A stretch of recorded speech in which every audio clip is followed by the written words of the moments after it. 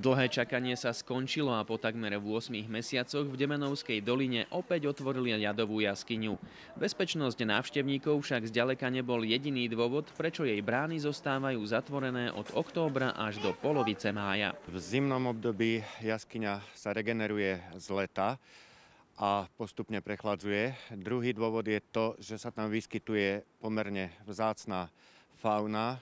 Je to zimovisko, najvýznamnejšie zimovisko netopierov na Slovensku. Hlad po tejto jaskyni bol očividne veľký, čo dokazuje aj množstvo návštevníkov.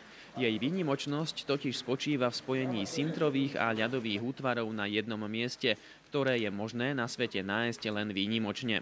Nie sú to však jediné skvosty, ktoré ponúka. Atrakciou sú aj dobre zachované podpisy známych štúrovcov na stenách. Je to hlavne kvôli tomu, že sú chránené vlastne takou tenkou sintrovou hmotou a takou tenkou vrstvou. No a tá vlastne sa vytvára približne v takom malom množstve. Je to približne množstvo také, že 1 mm kubický, čo je asi taký objem špendlíkovej hlavičky a vytvára sa približne v tejto jaskyni tak asi za 10 až 15 rokov. Zaujímavosťou je aj ozvučenie, ktoré len zvýrazňuje výbornú akustiku jaskyne. Väčšinu návštevníkov však najviac zaujíma ľadová výzdoba, ktorú je pod zemou možno nájsť celoročne. Vlastne táto ľadová výzdoba je vo veľkej miere závislá od toho, ako sa jaskyňa prechladí počas zimy.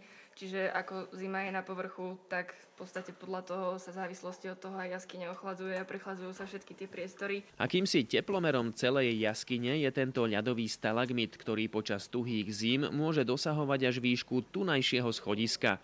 To sa však už nejaký ten rok nestalo. Výhodou naopak je, že jaskyňa každý rok prekvapí novými útvarmi.